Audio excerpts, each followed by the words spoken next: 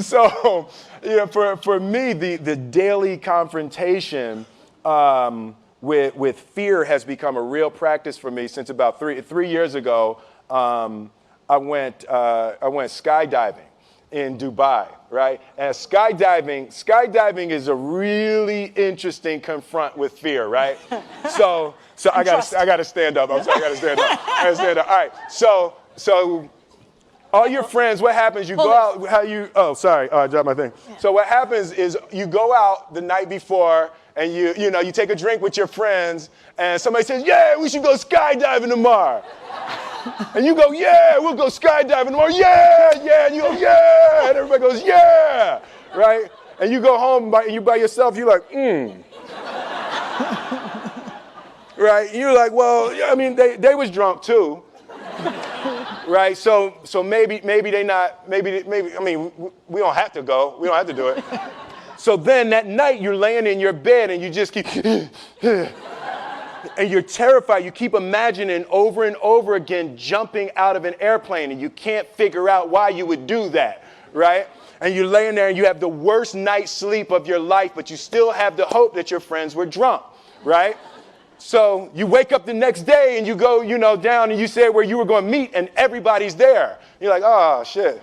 All right, cool.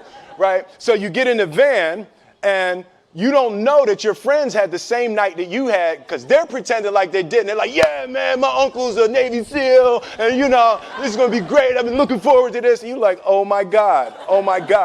And your stomach is terrible. You can't eat and everything, but you don't want to be the only punk who doesn't jump out of this airplane. So you get there, and then you have this safety brief. And you're standing there, and the guys will tell you, well, if the chute doesn't open, what's going to happen is well, why the hell, what could happen? That the chute wouldn't open, right?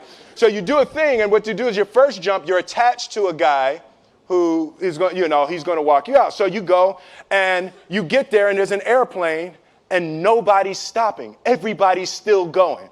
So you get onto the airplane, and you're sitting there, and it's extra because you're sitting on some dude's lap, some stranger. You're sitting on his lap, and it's like, you're trying to make small talk. Yeah, man. So you be jumping with people all the time, huh? Right? So, and then you just want to make sure, you got kids, right? You got people you need to see, right?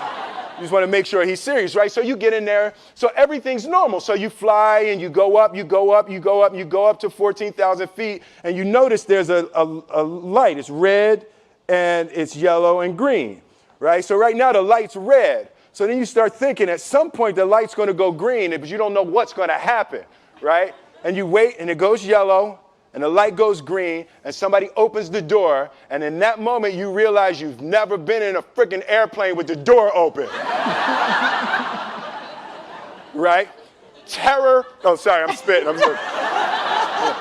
Oh, sorry.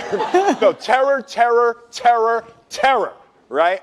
So you go, and then, if you were smart, you sat in the back so you don't go first, right? And then people start going out of the airplane. And you go, and the guy walks you up to the end of the thing, and you're standing, and your toes are on the edge, and you're looking out down to death. And they say, on 3. And they say, 1, 2, and he pushes you on 2 because people grab on 3, right? Right? And you go, and you fall out of the airplane, and in 1 second, you realize that it's the most blissful experience of your life. You're flying, right? It doesn't feel like falling, right? It's like you actually are kind of held a little bit by the wind, and then you start falling, and there's zero fear. You realize that the point of maximum danger is the point of minimum fear. It's bliss. It's bliss. And you're flying. Right? And you're doing that. And then 20 seconds, 25 seconds, 40 seconds, and you have enough time to just kind of be like, oh, shit, that's that building. I like that one. Oh, you can see the ocean. right? You start doing all of that. And the lesson for me was, why were you scared in your bed the night before? What do you need that fear for? Just don't go. Why are you scared in your bed 16 hours before you jump? Why are you scared in the car? Why could you not enjoy breakfast? What did you need that? The fear is fear of what? You're nowhere even near the airplane. Everything up to the stepping out, there's actually no reason to be scared. It only just ruins your day. You don't have to jump. And then in that moment, all of a sudden, where you should be terrified is the most blissful experience of your life.